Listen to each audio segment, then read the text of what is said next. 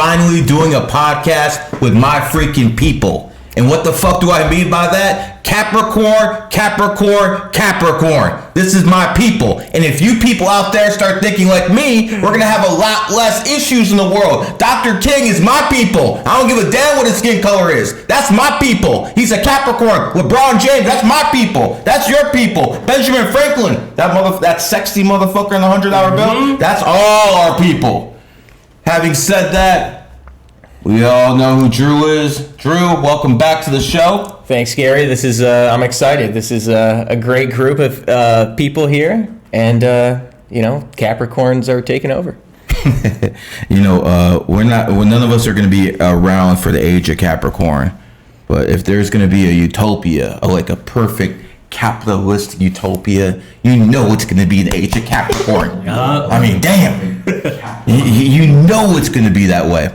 Anyways, brother, I have not seen you in a long time. Man, it's been a couple years over that. Why don't you tell people when's the last time we saw each other? Man, it was January 6th. January 6th? 2021. Oh, damn. In Washington, D.C., for the record. And for the record, they didn't get us.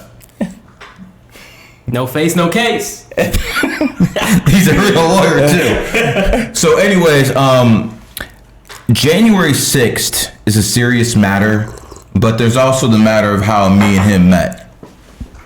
We were going back and forth to Twitter at that point. By the way, this is a GG33 member. This is a GG33 member, so this is real family. And, he was coming up to DC. I'm like, yo, I can get you past security all the way to Trump's VIP. I delivered. Got you right past him.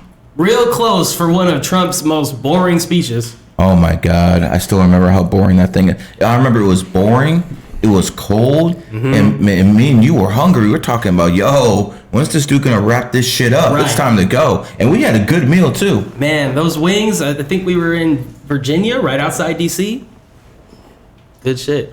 While we're watching people go into January 6th and, fly their little Trump flags and everything, me and him going down some wings. I'm getting texts from all my friends who knew I was out there like, yo, bro, are you safe? Are you in the Capitol? What's going on? And I was like, dude, I'm hungry. I'm at lunch right now. And I actually got to meet his mother that day. Yup, my mom was with me. Your mom raised a good young man. Shout out Terry. And we also had Thor. Thor, shout out for being there as well. Another GG33. There you go. I just built this community. It doesn't matter where you at in the world, bro.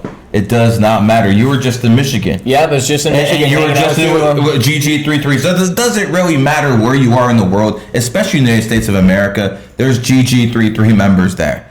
And the beautiful part about it is, none of us are woke. Because Gary doesn't tolerate that shit. Right, you got a real good vetting process. We don't tolerate woke people. If you believe there's more than two genders, GG33 might not be for you. If you believe that there's a QYTC, whatever you want to fucking call it, GG33 is not the place for you.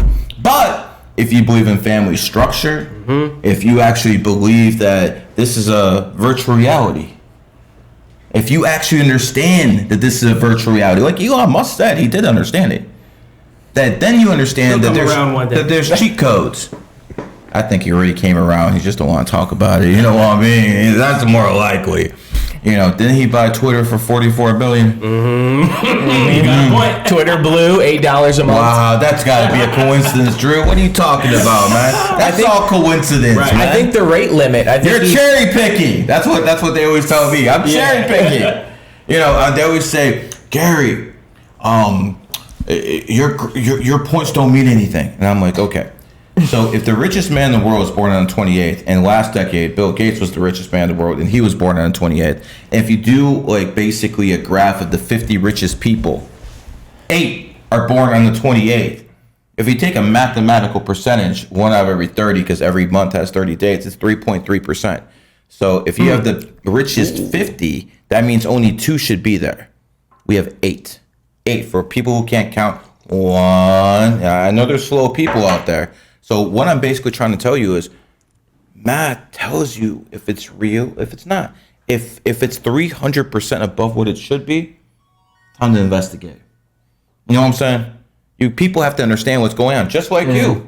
Like when you're looking at the percentages as a lawyer, you're like, okay, conviction, guilty. Don't you look at it as percentages? What percentage do I have to win? What percentage I don't have to lose? Definitely, you got to weigh the odds. And how many times have you been to the box? The box? Court. No. Oh, the court, man.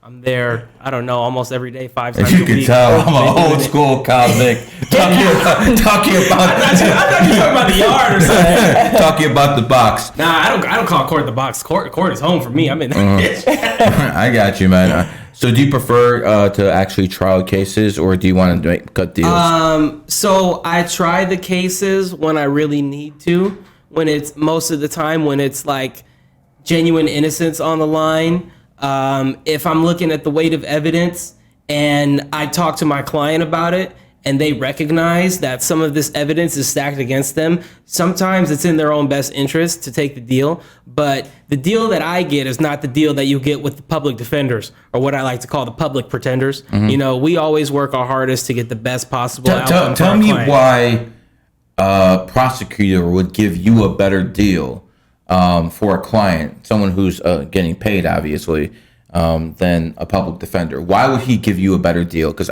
maybe people don't understand the difference. Well, so we go the extra mile. First of all, when you're paying for a service, us in our business, we appreciate that. We're going to fight hard for you. So if you go in with the public defenders, they have a caseload upwards of 100 people, more than that. They don't give the amount of time that's needed to accurately and precisely work on someone's case. Whereas me, I got a manageable caseload. Right now, I only have maybe 20 active clients, so I'm able to dedicate more hours to them, more time with the team, and we just fight a little bit harder because we can control our caseload. What does that mean? You're going to find evidence that other people don't? Yeah, so we work with investigators where a public defender might just take the DA's word for it. We file whatever motions we need. Believe it or not. They take the DA's word for it? And the cops. So we'll file motions that we need to when we need to get evidence suppressed, whether we need to get information about a corrupt police officer, whether we have a motion to defend or motion to get the case dismissed via self-defense. We just go the extra mile. Okay. What state do you litigate in? California. Since you're in California, as a judge, as a lawyer, do you find it easier to defend criminals because you're in California? I would say, No, we're going to be real here. No, we're going to be real. I was just going to say the same thing. I was going to say the same thing. I couldn't tell you because I've only practiced in one state my entire life so far. But looking at safe answer. Ooh, you sure you're not a politician, brother? Good safe answer. He's running soon, lawyer. Looking at it, I will say my job is a lot easier than I expected it would be. And that's for a variety of different reasons. I thought being a lawyer would be the hardest thing in the world. Law school was pretty damn hard, so maybe they did train me there to become a better advocate. I don't know. Okay. Since you have become a lawyer and you do this for a living now, and this is your main source of income? This is where I get the bread and butter. My side hustle, I'm a journalist. Gotcha. What happened with your recent pieces this week? Oh, shit. Thanks for the nod, bro. So I'm a reporter for Breitbart when I'm not in the court. And I wrote 3 articles over the past week. And, well, I wrote more than 3, but 3 of them got shouted out by President Donald J. Trump on his email list. 3 separate articles. 3 separate articles. One weekend. That was the coolest shit ever. You're in Trump Tower right now, brother. Right, yeah. We're in Trump Tower right now. That. This studio was specifically built inside Donald Trump named towers. I made sure of that so people understood that there's no mistake what side we're on. Right. Breitbart, lawyer. So you're definitely going to be running for politics, huh? All right, we'll see. You bullshitting, man. What do you think, Drew? This guy running for politics? He definitely is. He'd be stupid not to. And but what's your third side hustle? That's why you're in Miami right now. Oh yeah, it's one I've kind of put on the back burner for a year or so, but it's coming to the front run. I'm a rapper too. This guy's got straight bangers. I would highly recommend you look up "Fuck Don Lemon." I'm pretty sure Patriot J is the reason that Don Lemon got fired. Yeah, I'm man, about I put that 95% sure. movement Absolute into banger. the ether, and it happened. Can you actually put that up so that people can see it? Yeah, David? can you link to that? Can you link up? I want to see it because let me tell you something. I thought he was bullshitting because, it's one of those deals. I never met a black guy who didn't think he could spit bars. Okay, I didn't know. But then when I actually heard this guy, I'm like, damn, dude. Right, you're pretty right. fucking good. Yeah. Like, I don't remember you actually rapping, like, back in the day because when we were in the car in D.C., but I remember you were really fucking good. I remember that. Thank you, bro. Yeah, music is in my blood. My grandfather was a Motown artist.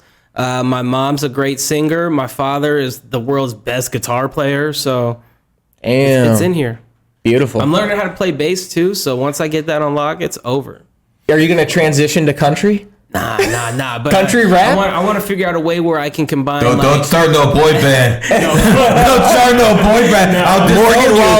Morgan Wallace, please reach out. A way where I can, for my next set of shows, whenever I go on a tour again, I want to figure out a way to implement bass over some sick rap beats or something and just get the whole thing together. Drew, when you're talking to people like him and you're basically an advocate for Miami, when you're always telling people, what would you tell people about this place right now? Because I think this is the best place in the nation. Personally, that's my opinion. This is the best place when you look at scenery, quality of life, and the people around you. Okay, I don't see any stinking rainbow flags here. You probably see them all fucking day. In California, On the businesses, yeah, dude. Have you sidewalks, seen one here? Have you seen one here? I'm honestly trying to think. No, right now, probably I don't not. think Well, so. probably not. Well, here's the thing. On Lincoln Road in Miami Beach, they did paint a bunch of stuff rainbow colors, but July 1st, it was they instantly had it repainted. So it was fucking not a single day of and they could have left it up. This was a serious painting project. Immediately gone on the July 1st. Yeah, I'm seeing a lot of pushback against that stuff now.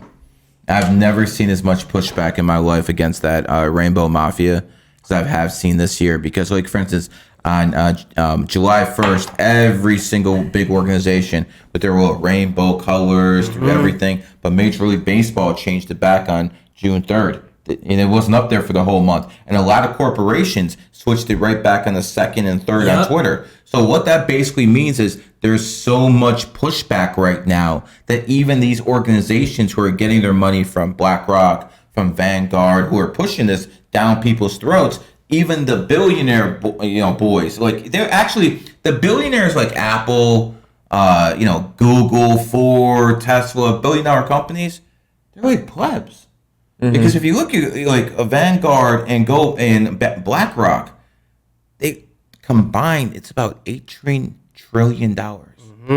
That's about 70% of the U.S. economy. BlackRock has more money than the state of California. And the state of California has a bigger economy than France. And goddamn what is going on in France. That shit's insane. True. I feel like they kind of that whole rate limit thing on Twitter. This happened the second day of everything popping off on France. So what was going on again? Can you explain what was that rate limit? I never even understood it. Well, you pay for Twitter Blue, right? Yeah. So there you go. Even still, so they were saying he was capping the amount of tweets that people could view in a day. He blamed it on, I think, third-party companies scraping Twitter's data, but he put a cap on the amount of tweets people could see. So once they hit that cap, it said rate limit exceeded. You couldn't really refresh your timeline. It was honestly some communist shit because I'm thinking, how is this guy talking about I'm buying Twitter for a free speech platform? And here he is limiting the amount of tweets people can see. Luckily, it looks like that only was going on for one day. I think everything's back to normal now. Oh, so they try to test something to see what the reaction was. They got too much pushback and they decided we're not doing this. Okay, you ain't slick, dude. You ain't slick, dude. Wow, I didn't understand what's going on because I had Twitter Blue. I guess I didn't understand. But. Yeah, you got 10 times the amount that normal. Oh, 10 times. Yeah. Wow. And he took 8,000. He said 8,000 is going to be the rate limit. That's what he said. But he started at 6,000. He's trying to incentivize people to subscribe for Twitter Blue, I'm sure. Another thing he also did, which I don't really like, he made it where you need to have a Twitter account to view tweets. Before, if you didn't have an account, you could still go on the website and read tweets. Now it's almost like Facebook. I understand that from a business perspective. For sure. I get it. I mean, like, if you're going to use the service, you might as well sign up to it. Right. So here's the other side of the equation is that these the massive language models like ChatGPT, they just turned on the ability to search the web directly from like their public interface. So the stated reason that Elon shut it down was he said there was third-party scrapers that were just reading Twitter without an account and unlimited. They were just scanning the whole website and then using that in their AI models, training their AI models with it. That makes sense. But Elon has his own AI company. So that's why they're saying it makes sense that he would restrict it. So you have to have an account and then rate limit the account. So you can't just log in with an account and read the whole website instantly. Okay, that makes sense. So, and he's starting his own AI. So he's going to be, he's going to have Twitter. This is where his real investment comes in. This is where he makes back the $44 billion when he has exclusive, basically control over the Twitter. Twitter, at the end of the day, the reason why we like it is because it's the purest form of like mass consciousness that we have on the internet, because it's just words. It's the simplest shit. We were talking about this earlier. Twitter isn't big with dumb people because you have to read. Yeah. So it's literally, you have to be able to read to be on the site, and that's basically all you need to know. You really think it's that challenging for most Americans to read? Yes. Wow. They're illiterate. Most people are. Wow. Why do you think they're scrolling TikTok? Even if they can't read, they're not comprehending. Yeah. They have no idea what the fuck's going on.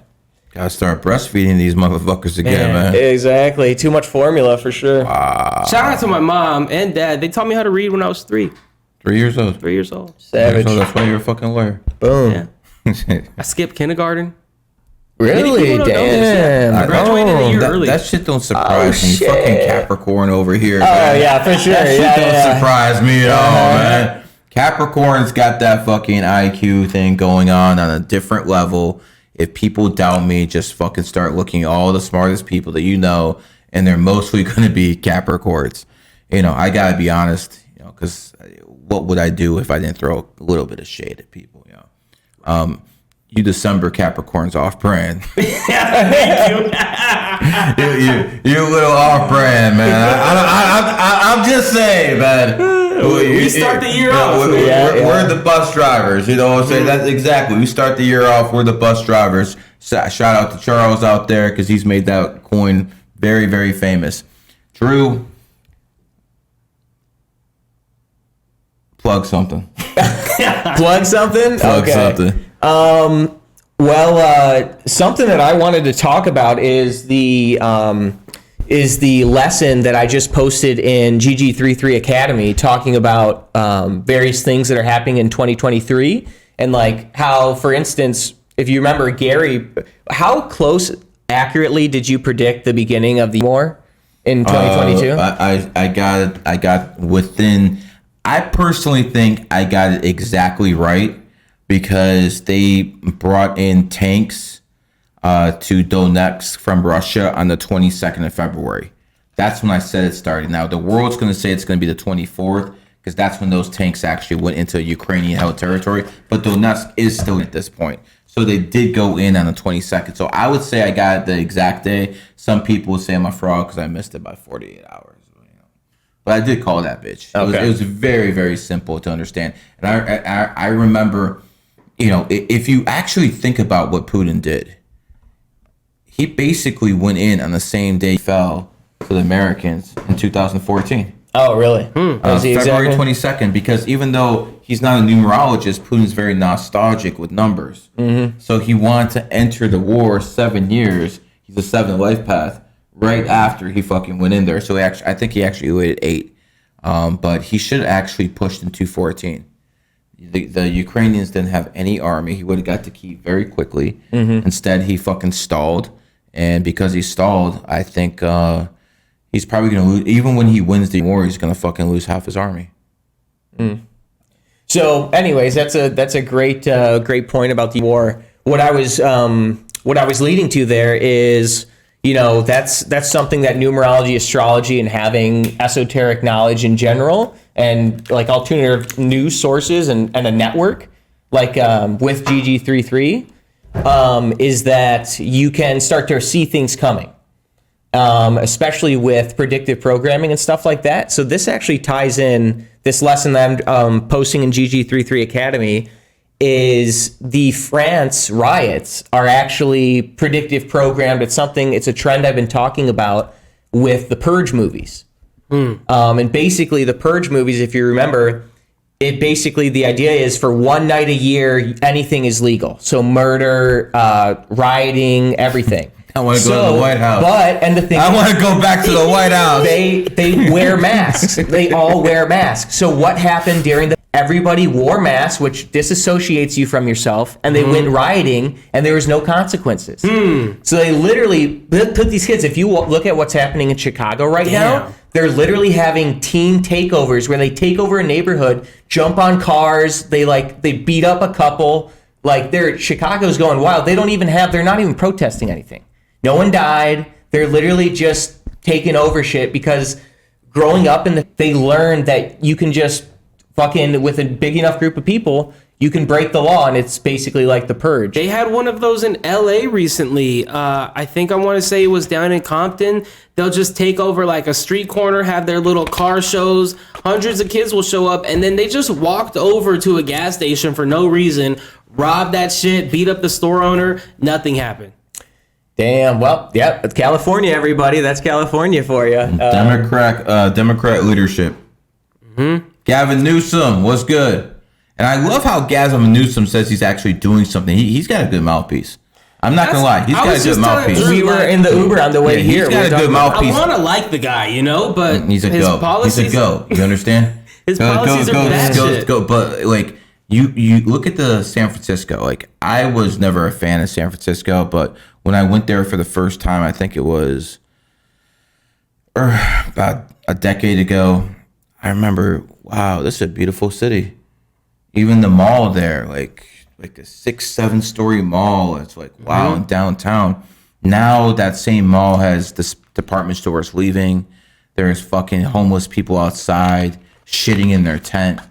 This is garbage. And this is what happens when you have Democrat and feminist leadership.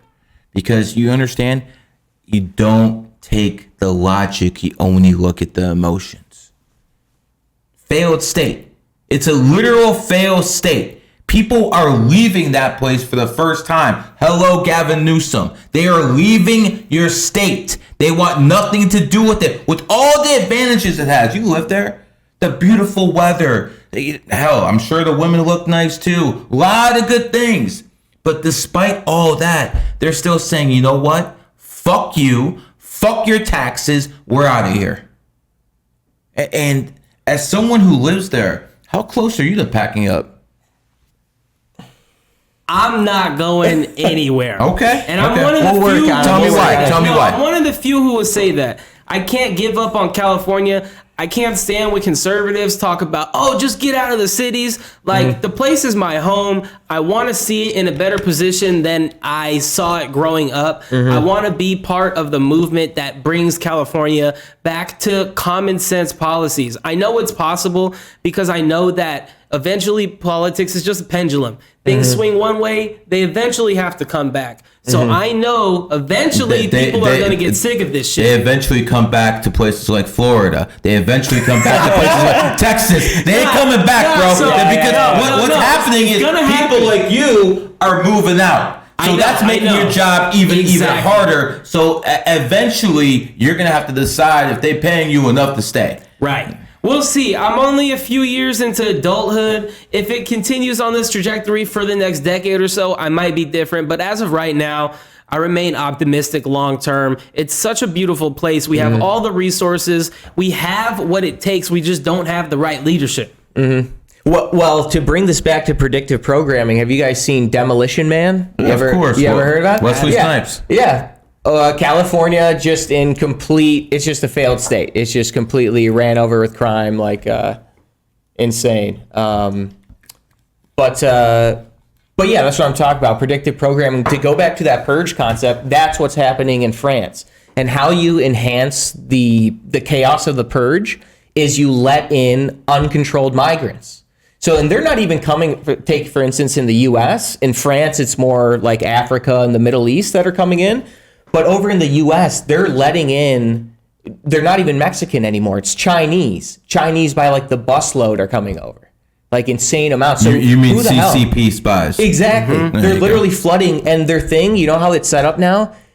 They give you a court date 7 years in the future. That's Get the fuck out of here. 7 years. Yeah. You get 7 years. 7 Yes. years in the future? Yes. And you don't 'Cause even. they're so They're gonna have to backlogged. find you too. Wow. Biden's a fucking traitor. You fucking traitorous piece of fucking garbage. 7 years? Yep. And so Do you now, know how insane that is? It's ridiculous.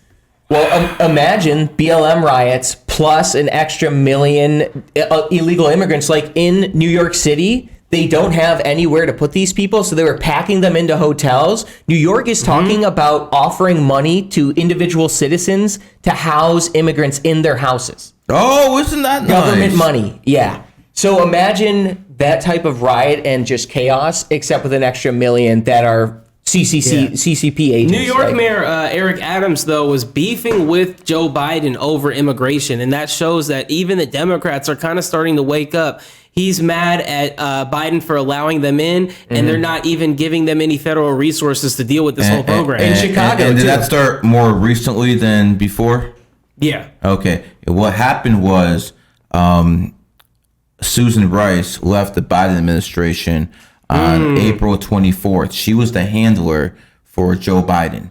Once she left on April 25th, Joe Biden announced he's running again for president. So she was the handler for Obama. She was the one coming in there. So after everything broke, me and Malik Obama, who was sitting right here where you're at a couple weeks ago, he was basically, me and him basically agreed that now they're going to start putting the screws to this motherfucker. So what happened was that used to be his puppet. So everyone was hands off. Right.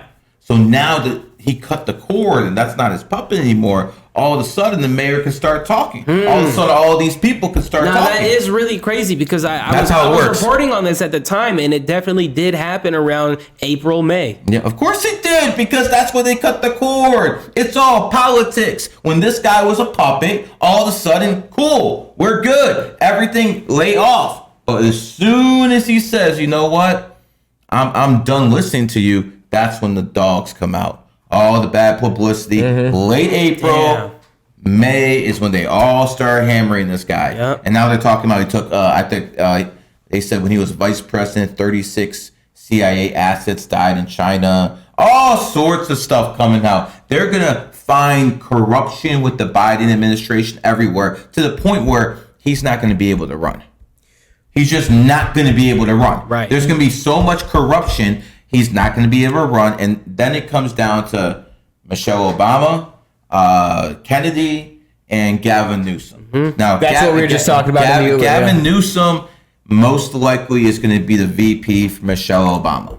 He is going to be a very, very good VP, blah, blah, blah. And while we're talking about that, we need to point out that you were the first person to say they're going to run Michelle. Of course. Years back, and now people like Alex Jones are saying, well, they're going to run Michelle. Of course. And by the way, I stole that from Jones. That's what people are saying now. By the way, I had Malik in here and I was saying this. I was saying this years ago. So, hi, Patrick, Bet David. I know you're trying to get some light off this, but I'm the one who fucking said that shit first. Way before anyone else. And actually, it's looking like it's going to happen. Before, no one saw it was coming.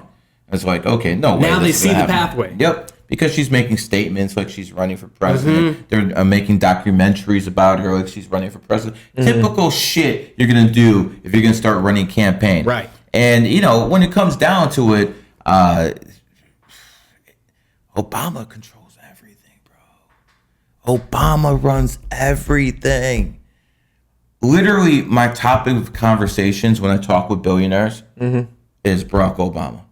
How he's running game. How he started in 2015 giving that money to Iran, and Iran was sending him kickback money.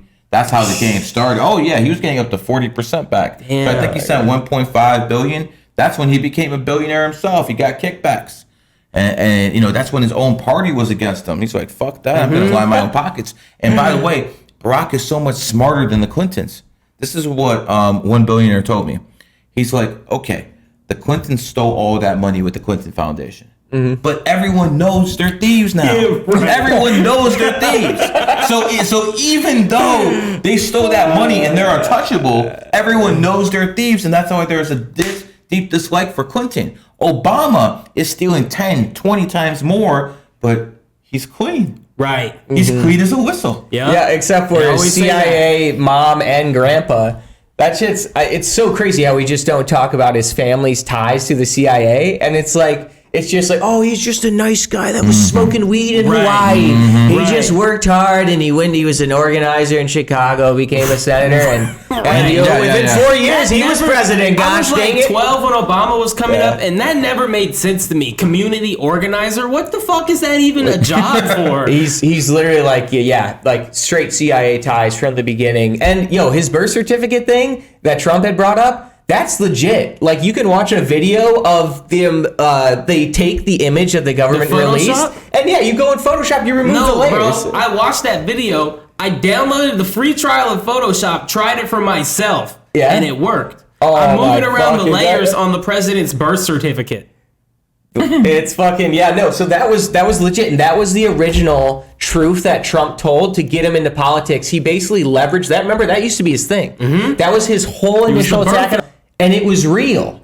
So initially gained the support of people who are smart enough to find out the truth. And even though the media to this day is still denying it, he was right the entire time. And anyways, it's looking to his grandfather's and his mother's connections to the CIA. It's insane. I made a whole podcast of how he beat the Clintons over and over. How he propped up Trump, all that good stuff. But one thing I haven't talked about Obama is how he fucked the royal family. I haven't talked about that one. So let's spill some beans about that one. That's one I've held back for a while. Meghan Markle.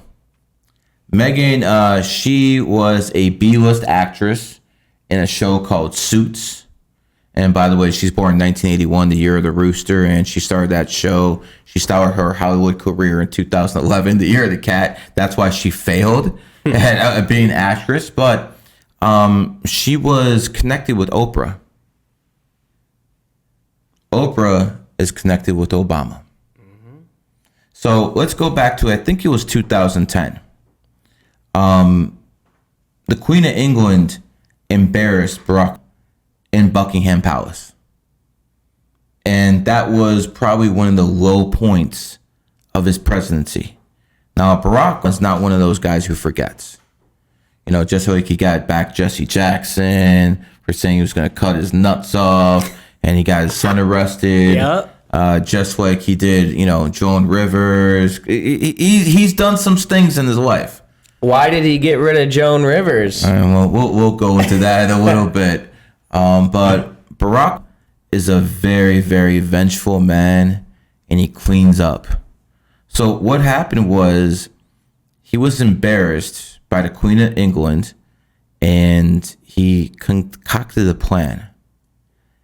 He wanted to break up the whole damn family. So him being an ox, he got cool with the only person in the royal family he could get cool with, Harry the rat. See how that works? And the rat was the second son, so he's looking for something to do, something different. I think he just dropped a book called Spare or something like that. Something where like he's like, I'm a cock, I was never going to be king. But regardless, Barack used his influence with Oprah to make sure Meghan Markle and Harry got together. Damn. Was the mastermind for that. And Markle caused so many headaches in the royal family for almost 6-7 years, or however long they've been married. That was a direct result of Barack getting even with the royal family, especially the Queen, who slighted him and embarrassed him. So again, Barack takes care of business. Joe Biden must be out of his mind to fucking cross this guy. Knowing exactly what he does to his enemies, you gotta be out your fucking mind to cross this guy. He basically fucked up the royal family. He's sending this wench this fucking whore named Meghan Markle. Who, and again, she's an attractive woman, but she is what she is. And she basically snubbed up the fucking prince, fucked up his whole fucking family. They're in the tabloids now as a joke. And Barack over here probably laughing his ass off. And by the way, Barack and the people who are watching this, I just want you to know, well played, brother. Well played. As an American, I'm kind of used to whooping the British's ass. Right. So you know what I'm saying. But it just shows you the type of man he is. Some people like making examples of people, and the world just found out how Barack took it to the royal family. I've been saving that one, man. I know, you heard it here first, folks. And watch this. There's gonna be TikToks about this. Yeah, Alex Jones. Alex Jones is about to break the story. Give it a couple bucks. It'll be his story, and then people will be saying, "Yo, you stole that from Alex Jones." That's usually how this game works, man. But I mean, listen. When it comes down to Alex Jones, he was the first in the game in a lot. But let's not forget, I went on this show 11 years ago. And I basically said numerology is real and you're basically a fraud because you don't fucking talk about it. What do you say to that? Nice talking to you, Gary. Pretty much. It is what it is. At that point, I was a local celebrity in Cleveland, Ohio. So it's not like people didn't know who I was. Beautiful. Yeah, I met Alex Jones. Have you met him in real life? I've been around him. Oh, okay. I said what's up to him January 5th. Oh, really? Yeah. We were at like the little VIP area for the Stop the Steal. Yeah, what people don't know is on Jan 6th, Jones was literally using his microphone and telling people to stay away from the Capitol. He figured out, he's like, oh shit, this is a fucking honeypot. Right. And started telling people not to go into the Capitol. That's good of him. And yeah, he said that because I think his organization helped set up like the actual event at the Ellipse. Mm-hmm. And he claims that the Trump team told him that Trump was going to go speak and that he should go over there and like take people there. And it's like, I wonder who, it looked like a setup. It looks like they're setting up Jones. But I think they tried. They probably tried to get his ass. Because it would be their wet dream if they could get him on that. Like they haven't been able to get him on shit. Yeah, they would really be happy to fucking get Alex Jones. That would be like a wet dream to the fucking officer who'd pull that off. He was a nice guy though. He like hung out. He held an event in Texas where they were trying to lock it down, a public park for the pandemic. They're trying to limit how many people. So he gathered 200 people and there's so many of us, the cops just had to abandon it. And we went and swam in the river and like, he did like cannonballs and shit. It was a pretty wholesome event. Let me go back to you for a second. As a lawyer, you deal with these criminals all day. I do. Alleged criminals. There's that lawyer talk. How do you feel about representing people you know are guilty? So, it's something I think about all the time. And honestly, doesn't bother me too much because I know in America, everyone has the right to legal representation. Somebody's got to do it. And I look at it as every day, my job is to fight the government because I'm going in court. It's my client versus the people of the state of California, the district attorney. I'm there to make sure the government doesn't violate their rights, no matter what they're accused of, no matter what the evidence is.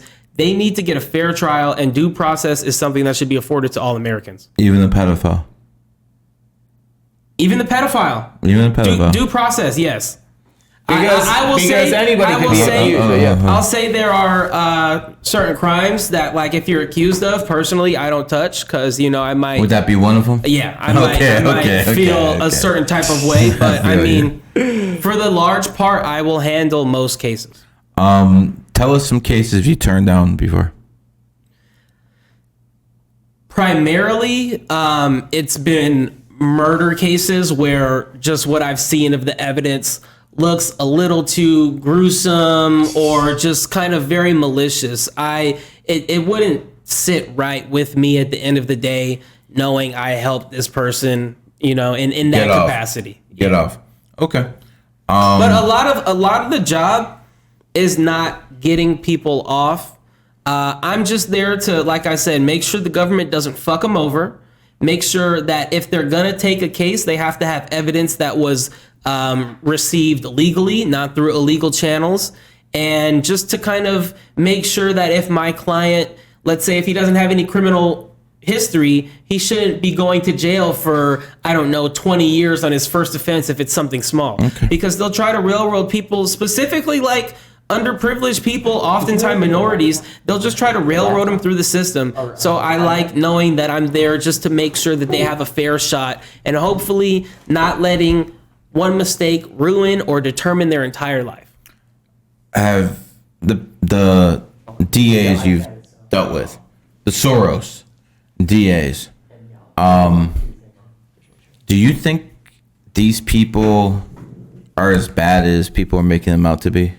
So when people are talking about Soros DAs, they're usually talking about like the official district attorney of an office. So let's say the Los Angeles district attorney, Soros backed. He's George Gascon. Or the Manhattan district attorney, Alvin Bragg. Mm-hmm. But they're not necessarily the ones, because their district attorney office has so many different branches, different courthouses, different courtrooms, thousands of cases. They're not the ones prosecuting these cases on a daily basis. On a daily basis, it's the calendar district attorneys who are in a courtroom on any given day.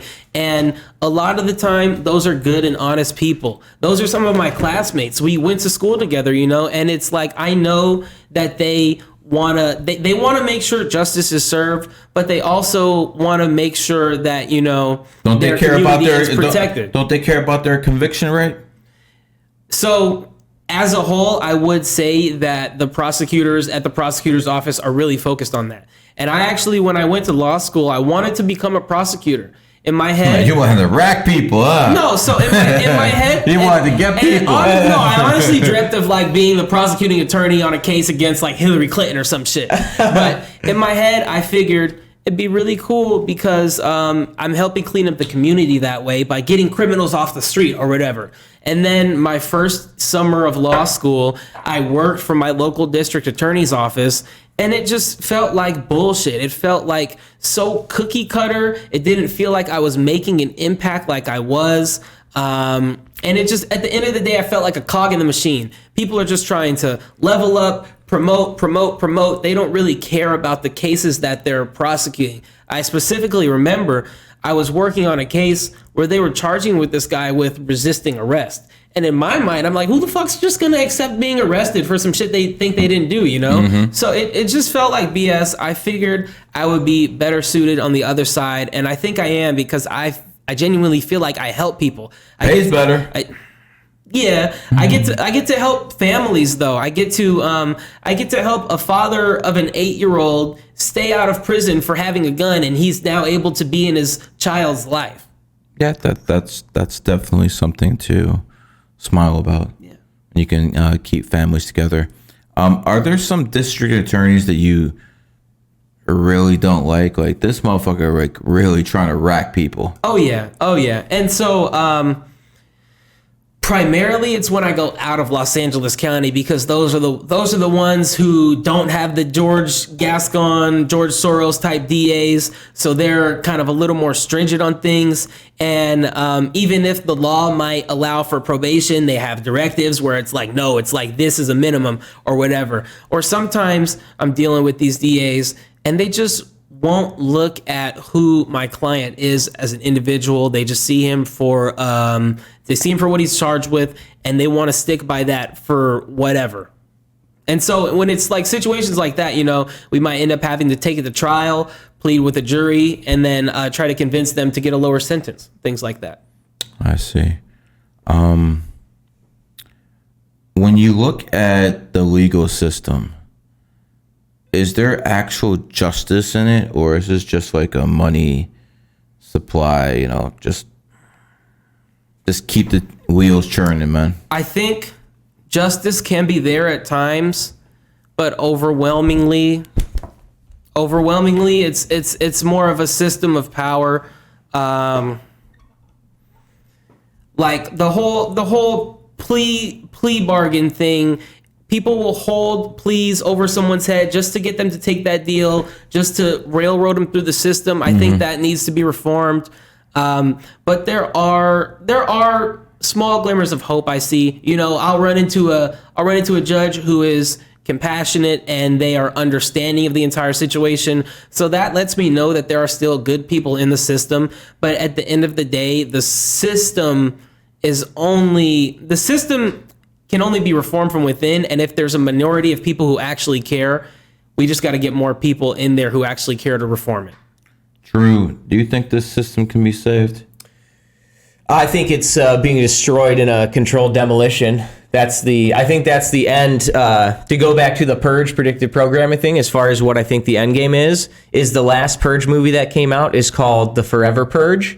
And basically the idea is, instead of having individual riots, like, you know, one night where you can do whatever you want, it basically, in this movie, they surprise you, because all the other movies, like 5 of them, they always have it so the main climax of the movie is when the Purge night's over. They're like, and you like sigh of relief. You're like, oh my God, no one died. And, but then they can just continue the Purge. So anyways, I think that's, so it basically goes Purge into plus one, huh? Yeah, it goes into a continuous just unrest, conflict, and it breaks out into civil war in like weird factions. These soft ass people over here where I live ain't trying to fucking purge anybody, man. Oh well, yeah, no, for sure. You think these people outside trying to purge anything? Well, not in Miami. They living too good, not in Florida. Man. Not in Florida. I'll tell you what, man. Because DeSantis lets us run them over. AR-15 right in your back, because you don't have that right. You in California, you don't have see. You might be black, we might be white, but we have rights here in fucking Florida. We can have certain guns. Well, but it's okay because he has to pay higher taxes, so he gets that privilege. That's true. Man, that's listen, We're gonna fight for Cali, man. I'm not giving up on you, Cali. Not yet. Yeah, if I ever heard a losing battle, man.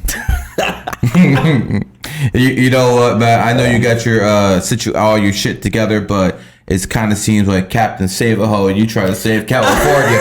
Come on, man. She got her legs over for everybody. You don't have to do this. You think California can be saved? Be real. No, they're gonna burn it to the ground. But I mean, it might not. I mean, it might not be that bad. Jordan's right. There's a pendulum swing. There are great pockets, you know. There's a pendulum swing for sure. I'll say it's a lot more exaggerated on TV than actually living there. Sure, it's bad for certain reasons, but it's definitely not like people talk about it like there's Armageddon going on every day. It's not that bad. I mean, but it's a slow decline. You don't live in San Francisco either. No, smart enough not to do that. Yeah, San Francisco. I mean, shit. You talk about that might be the closest city in America to The Walking Dead. I mean, seriously, that might be the closest city in America to The Walking Dead. And I saw Gavin Newsom said, we're increasing police, we're doing this, we're doing... Too late, buddy. It's over. It's literally over in that city. And I think LA might follow. Yeah. It's next. You know, I remember when Dana White was here at the UFC, he said Miami was what my LA was 10 years ago. That was his exact quote. Miami is what LA was 10 years ago. Damn. And we're talking about a place that's in decline. You know, right when the Lakers won their last championship, that's probably like that's when it all started on the. I mean, we probably could have called it. They took the sun away from LA, Kobe. Right. After that shit must have went to hell. Still so fucked up. You know, I personally believe they wanted his daughter to become trans. And I'm on the same way, bro. And he basically said, "Nah, man, fuck you." Exactly. They wanted to de-Wade him. Yep. And they just took him both out. As soon as they took him out, they gave the deal to Wade. And Wade, you sick son of a bitch, man, that you would sell your own child out for clout to be more... Dude, do you understand how sick in the head you have to be? I think he moved out of Florida, didn't he? I'm pretty sure. He said, yeah. I'm pretty sure he moved out of Florida. Safe space for my family or whatever. Is that what he said? Yeah, he moved out. Yeah, he moved out. Wow. Why don't you go to Russia? They'll show you how to deal with it over there. No, seriously, those people don't play over there. They do not play. And, you know, I gotta say, I finally understand what they say where evil is allowed to spread when good people do nothing. Because you have all these pride parades and we're being tolerant of this shit. Read between the lines, guys. Oh, man. Jack gets it. Yeah, honestly, I think Islam's gonna cure that problem within 2 decades, because Islam is incompatible, completely incompatible, and As it should be with Christianity. Well, like you said. I mean, but you know, you have women pastors now. Mm-hmm. You have all sorts of shit in Christianity, man. One thing the Muslims always preach is their Quran has never been rewritten, but the Bible, God knows, man, that's been fucking run in and out more than anything else. And that's probably why, you know, you can't spell the word Bible without the word lie, because you have so fucking many times it's been rewritten. Maybe the original Bible, maybe that was something, you know, that was a piece of work, it was a piece of art. But this crap that these people are leading right now, no. And when I look at what's happening in society, I believe that Islam is going to be curing the rainbow 100% within 2 decades. And I don't have to be a Muslim to believe that. I just see pendulum one way, pendulum another. And I'm going to bet on hard-ass Taliban before I'm going to bet on fucking fruitcakes that are trying to fucking fuck around with kids. You know, and when people say I'm homophobic, answer one question for me. Why do 90% of gay male couples always want to adopt little boys? Why is that? You ever figure that one out? I don't know. Is that the stat? 90%. Yet when it comes to females, they don't care. It's 50-50. But when it comes to men, specifically men who are adopting, they always want them to be little boys. I mean, you know, we're not protecting these kids. The same way we allowed these kids to be jabbed when they were 5 fucking years old. Absolutely disgusting, man. When society can't protect the very bottom of the totem pole, and that happens to be the young, the people who can't protect themselves, the people who don't know any better. And when society can't protect them, that doesn't say much about fucking society. And we can joke Florida's better than California and vice versa. Nonsense. All the same shit's going on here than there. It's just a little bit less. That's it. I think an interesting aspect of it that I thought about recently was the whole idea of the whole thing's based on pride. And they have a flag that's all about pride. And there's that, the quote, pride comes before the fall. And like pride is like a sin. Like you're not supposed to be like straight pride. It's literally itself is like sinful. So pride comes before you hold the ankles, I guess. Yeah. I guess that's what it is. And when you put Pride Month, oh my God, and you put Pride Month together, it spells out demon in the middle. I saw that. I mean, that's not a coincidence. That's literally not a coincidence. Well, then these fuckers fucking go around and say, we're coming for your kids. We're coming for your kids. Motherfucker, come for my kids. I got an AR-15. I got plenty of fucking rounds. Come for my kids. You fucking why do we tolerate this shit? Why? I don't understand. Honestly, I grew up a Democrat. And I think, look, I'm young and I'm black. It's almost like the default, okay? But I'll say one of the things that turned me off as I was kind of awakening early, the Democrats were so fucking gay. I remember I was on college campus and they had like a day of visibility sign, and I thought to myself, it's a big tent party. No, well, I said Black History Month was last month. I didn't see shit in my school. Why am I getting inundated with all this bullshit? What's going on? And then that was around the time Obama was talking about, or the Dems in general were talking about restrooms and shit. I said, nah, I can't do this. This party's too gay. I recall when it comes down to Black Lives Matter. Remember Ferguson? Mm-hmm. The first time I saw D-Ray, and he was basically in control of Black Lives Matter. This guy's a straight fucking fruitcake. Mm-hmm. Straight. And then I noticed how they used Black Lives Matter to make it like a rainbow flag. Right. Oh yeah, they added it to the pride flag. Yeah. And I'm like, wait a second. So they're trying to use Black Lives Matter as a bridge to get the minorities on the side of these mentally ill people. Yeah, that's. I mean, can you imagine how insulting? Well, you can imagine. They're basically telling you your skin color and sexual orientation are the same fucking thing. And they want to make being black synonymous with gay. They gave us Juneteenth in the middle of Pride Month. Oh yeah, I love how they just slid that in. And I remember Hotep Jesus was one of the early ones to kind of put me on game to BLM. Mm-hmm. They literally advocate for destroying the nuclear family. Oh yeah, on the website. And if you go back, they took it off after people started realizing it. But if you go back in history, when the black family unit was strong, we were better off socially. And once the government kind of got into that and families started breaking up, now we led us to the situation where we're in right now. And so it never made sense in my mind how you can be a pro-black, allegedly, organization trying to advocate for the destruction of the black family. It's absolutely insane. It's totally destructive. It was backwards. Like, it was the exact opposite. And I love how it turned out to be an absolute, undeniable, huge scam. Like the fact that the Marxist little lesbian leader just bought herself a couple of mansions, hired her brother, paid him millions of dollars in salary, and just went bankrupt. This shit's it's comical. The comical part is how many people fell for that shit. Yeah, no, I think they overplayed their hand kind of during that second revival of the BLM movement, because I want to say it started off like Ferguson and around then, and people were like supportive of it, okay, and then they tried to revive it again around 2020, and they were just going so hard with it, and now people are waking up to the fact that, well, hey, black people have the same rights as white people. Like, what the fuck are they fighting for? Mm-hmm.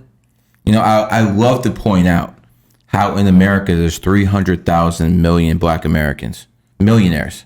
300,000 millionaires who are black Americans. More than anywhere else. Outside of America, less than 10,000 combined. In the whole freaking world, less than 10,000 black millionaires. In America, 300,000. And they want to say this is a white supremacist nation. I mean, brother, you're over here fucking killing it. How come the white man hasn't stopped you? God, dude, no, seriously, how come the white man hasn't stopped you? No, bro, so I'll tell you the story. I always love telling the story about how I fucking woke up and stopped becoming a Democrat. So I was always politically inclined. My earliest political memory was the 2004 election. I was in third grade, and we held Kerry Bush. Exactly, and we held a mock election in our class full of third graders. And I just remember asking my classmates, like, "Hey, are you voting for George Bush? Don't do that. That guy's bad." So I was into politics from an early age, and then it comes along. And I'm like, oh shit, black president, this is awesome. He's a Democrat. I love it here. I was the kid who was watching like MSNBC every night, damn near. Capricorn. I was watching Bill Clinton's State of the Union when I was like 12, bro. Like 12, 13, thinking, wow, this guy's such a good liar. So I was watching that, and then came along. I volunteered on his campaign when I was 12 years old. My dad took me to his first inauguration. Great memories with my father, but I started to realize that this was all bullshit my second semester of college. So I graduated high school, and even when I was a Democrat, I was always more of the question authority type. I was into conspiracy theories. My dad gave me a David Icke book. JFK, Democrat. Exactly. My dad gave me a David Icke book when I was like 12 years old. So I was on game to that, but I was still a Democrat. And then my first semester of college, this was fall 2014, I took an English class. It was Africana Studies English class, and it was essentially a CRT course. But I came out of that class dead ass hating America. They taught you to. How old? I was 17. They taught you to be down. I was going in. I was like, you know what? Fuck America. Fuck white supremacy. Fuck capitalism. Fuck the patriarchy. I was like really bought into that shit, bro. And And because I was already politically motivated, this is my first semester in college. I'm like, wow, this is great. I feel fucking so enlightened right now. And then let me tell you, Feel so woke. Right. So let me tell you what the switch was. The very next semester, spring 2015, I had turned 18, and because this was going to be my first election I was voting for, I was so excited. So I took Intro to Logic that spring semester, and that really taught me, it opened the door to critical thinking. It taught me how to look at things objectively, not subjectively. So I figured, you know what? That took you off that Democratic plantation real quick. Critical thinking, that's it. So I figured, you know what? If I'm going to vote for my first time, let me make an informed decision. I am going to check out to see what the Republicans have to offer. So Trump came along. Not much. Not much. Just a little bit more than the Democrats. Trump came along. I went to a Ben Carson rally when he came to California. But really, I was gravitated towards Trump because he seemed the most anti-establishment to me. Because like I said, that was like a core tenet. Even when I was a Democrat, I didn't fuck with the establishment. So all it took was Intro to Critical Thinking for me to stop really becoming a victim, because I recognized that all the BLM shit, this is just to get me to be a victim, for me to hate myself or for me to blame my failures on somebody else. And so once I said, you know what? Devil. Exactly. The white devil. I'm like, nah, bro, I'm not going to give the white devil that much power over me. I'm just going to take control of my life. And that was 8 years ago, and it's been a great ride ever since. If you don't fucking vote for Joe Biden, you're not black. That's what he said. That's what he said. It gets me every time. And niggas lined up and said, well, okay, Uncle Joe, I'm going to vote for you. But you're the coon, right? Right. Oh my God, that's a great TikTok clip right there. That's like a fire ass little speech. That was amazing. Nah, man, fuck those black Democrats. I've heard coon, Uncle Tom, race trader my entire life, but it's like, dog, I hate to say the whole Democrat plantation thing, but bro, wake the fuck up. You've been sucking on the Democrats' tit for God knows how many decades, like 6 decades plus. Nothing has changed. Do something different. Yep. Yeah, things are only getting worse for places like Chicago. It's like, it's like, how do you not see this is the wrong direction? I heard Baghdad's safer than some parts of Chicago. Chirac, right? That's what Kanye says. Kanye, man. Anyways, let's go back to you, Drew. When it comes down to the safety here in Miami, you've been here for a while. Do you feel safe in this city? It's pretty good, except for spring break, where people come from Democrat cities and shoot it up. That common theme, those fucking Democrats, man. It's good though. I mean, it's definitely better than California. I would think. I think statistically, it should be. Sometimes I'm thinking, I look at like what's going on, and I'm like, wait a second. This has to be like a Truman Show. Some people actually believe in this stuff. And then I have to start understanding that not everyone has a soul. And because not everyone has a soul, they don't think like people who have souls, who have compassion, who actually want to be told the truth. And when you start figuring things like that out, you start understanding that you have to have an attitude where it's like, okay, fuck you. I don't care what you think. I'm going to do things my way. And that's exactly how you got to push back in life. Just, don't go to war with Rothschild. Don't go to war with him. Because, Muammar Gaddafi had $500 billion, 30,000 well-armed troops, and he lasted 9 months. So if Muammar Gaddafi ain't going to do it, you ain't going to do it, I'm not going to do it, I'm not trying to hear your bullshit. But what you can do is be a advocate for truth. Right. We're not all lawyers like my man over here, but you can be an advocate for truth. So when you see bullshit, you push back.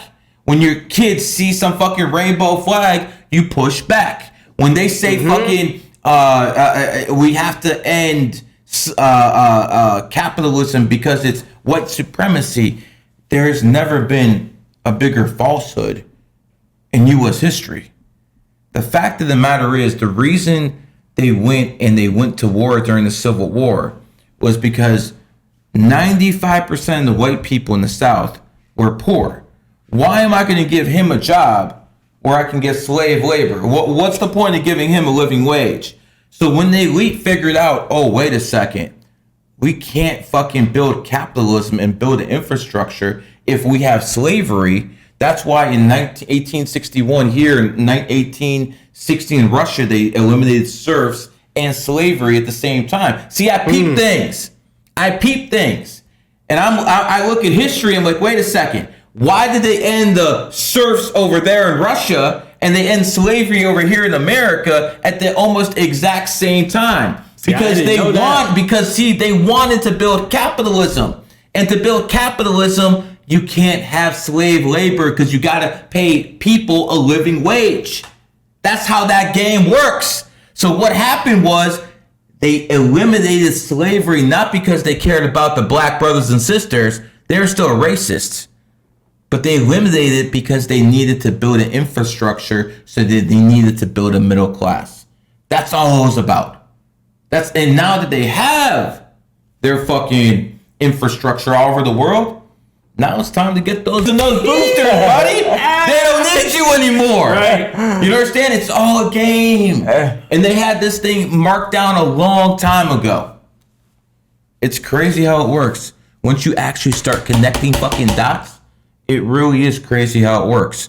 I mean, when was the first time you actually understood that this is all bullshit? Like, what age were you?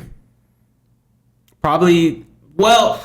When did you watch the 9/11 documentary with your dad? That was like, man, I'd say like 13. Damn, savage. Oh, so I guess you're Jewish. That's when they say you become a man. Shalom, brother. Yeah. Oh, I mean, God. You kind of look like the rabbis over here.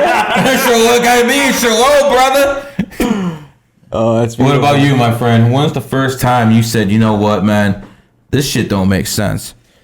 No, it's funny because Jordan over here is talking about his like political awakening and being leaning toward liberalism early, and I was a huge Bernie Sanders supporter in 2016. But again, where did I find you? No. Hold on. You gotta give us time to grow. You gotta start somewhere. At the very start of this podcast, I said these are my people. I don't know who the fuck these guys are. Okay, I to make this known, I was never a Democrat. I was never a liberal. I always hated those communist fucks. But I welcome you guys to the right side of the table, look, man. You got to think about it this way. At least you were black. You have that excuse. No, but what was your excuse? Young people. I have no excuse. I have no excuse. I was brainwashed. I was completely brainwashed. Being Democrat is kind of the default. That's how we almost start. It's what's expected of us.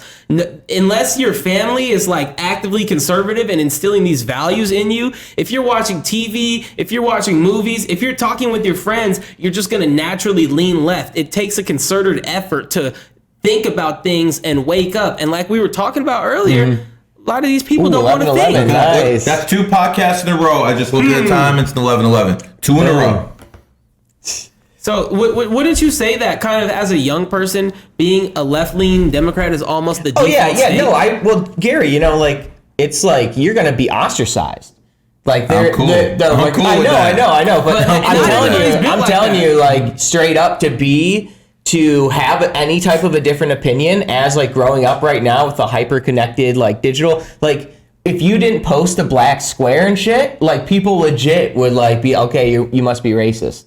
Like just straight up. I welcome shit like that, man. I'm like, well, it's hard when you're in school, but I have no excuse for supporting Bernie Sanders. But it was a great path to wake up because I got to see how fake the Democratic Party was when he was winning the popular vote in states, but because of the superdelegate system, Hillary Clinton still beat him. Mm-hmm. And then the WikiLeaks got released, and it showed that Hillary Clinton was getting helped by the Democratic Party. Obama made sure that shit was released. So explicitly that they had to fire Debbie Wasserman Schultz, who I think is actually the senator from around here in Broward County. Mm-hmm. But she got fired by the DNC, but the Hillary Clinton campaign immediately hired her, and no one said shit. They just said, okay, it's cool. That's the difference. Another difference between the Clintons and between the Clintons. You could just see their shit sloppy. You can fuck a fucking 12-year-old can connect the dots that these people are criminals. Well, it's like Michael Jackson said, smooth criminal, man. No, like, it's clean, brother. Right. And here's the thing: the Clintons put people in the ground. Like if you work for the Clintons, you might fucking die in a plane crash. You know, legit shit. That shit might happen. You ain't safe yet. Well, did you hear about the last guy? Oh. Yeah, I know. They took him out too. But if you worked for the Obamas, nothing's going to happen to you because it protects his people. When was the last time you heard someone from the administration got in trouble with the law? No, it didn't happen. And that's, see, again, is actually protecting his people where the Clintons are their people. So who would you rather have as an employee? You know what I'm saying? Right. Yeah. But yeah, who's the last person they took out?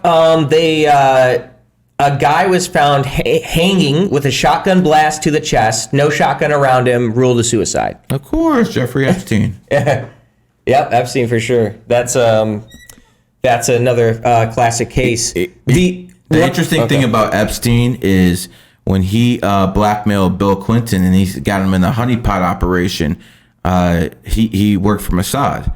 And as a Mossad agent, he was allowed to basically blackmail the president of the United States. When he tried to do that to Donald Trump, he ended up dead. So who's higher up the food chain? Bill Clinton or Donald Trump? Because when he tried to blackmail Donald Trump, all of a sudden he gets arrested.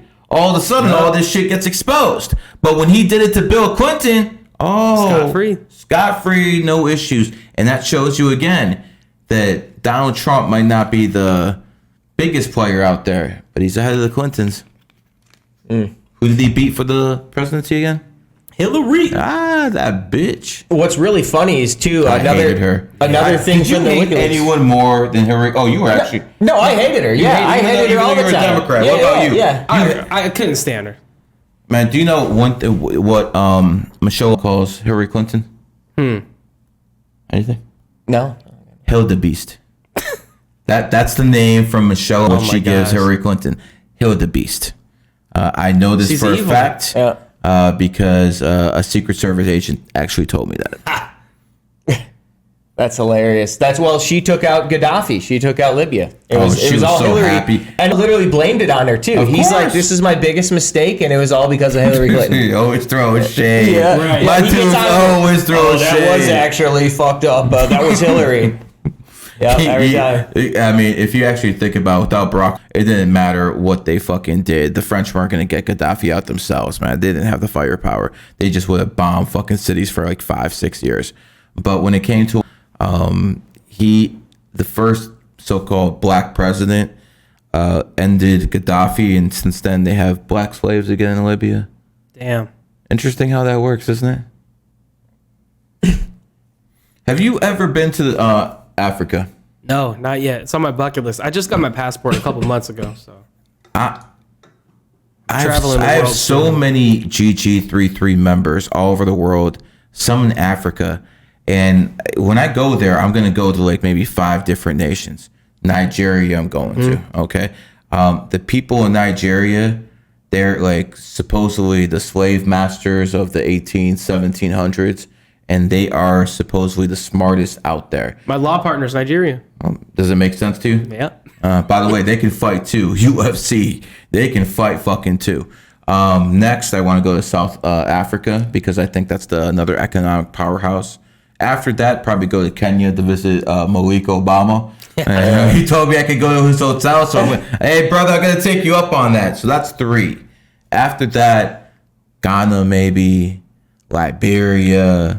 I'm not exactly sure where I'm gonna go. Have you gone to Egypt? But I don't actually. I know it is Africa, but I consider that the Middle That's East. Middle East, yeah. No, Yeah. but it is Africa. Well, Mediterranean, It's on the continent, but it's more Middle East. But you know, That was, I guess, kind of a side question. So yeah, I do plan on going there. But next year is probably going to be Dubai and Riyadh. I'm looking forward to, now that I came down here, I got more views than Fresh and Fit, Patrick Bet David off this Talk that podcast shit. right Talk here. that shit. I got more. Beautiful. And here's the thing, I got 10% of the budget. These people are running $100K plus operations a year. And you're giving game. You're giving real knowledge. And you go to their IG, they get like 10, 20, 30,000 views. You go to mine and getting millions. Millions. So here's the thing, man. Guess what? People are actually interested in knowledge. Yep. People are actually interested in knowledge. I don't have to have a fucking bitch walking around here shaking her ass. Right. I don't have to have a Porsche coming up like there's that Porsche building a couple of blocks away. You know, there's actually a building here where the car comes up to your floor. It's called the Porsche building. It's that black building right out if you look outside. Fine. And basically you put your car in the elevator and it takes you all the way up to the 50th floor or whatever floor you're on, and you just get out your car and go straight to your house.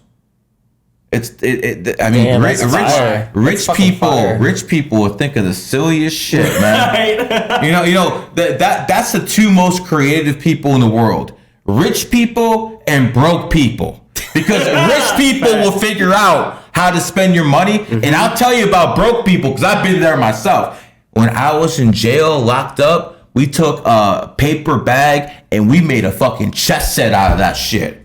A pen and a paper bag. So again, rich people will find a way, be creative, and so will poor people. The people in the middle, you know, that's that Democratic vote. They're missing. They're missing it, man. They're missing it. Anyways, guys, this has been fun, man. Hell yeah. You know, we're going to call this the Capricorn podcast, man. Yeah. Because when it comes down to it, you're going to hear a lot of truth with Capricorns. Because Capricorns are honestly that sign that just does not give a fuck.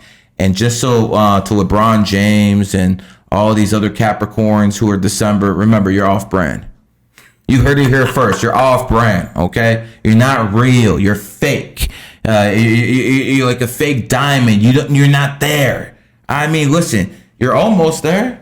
I mean, they're kind of there, close enough. But it still doesn't count. You know, it's just not the real deal. You know, it's that fake. You put that bling bling and stop testing. You're not getting that. So again, man. This has been GG33, brother. Do you have any closing words? How do people find you on Twitter? How do people find you all over? Get me on Twitter at Sir Hottest. You can listen to my album, Patriot JLP. Just search it up on any platform. If you need competent criminal defense in California, follow my law firm on Instagram at Grace Legal Group.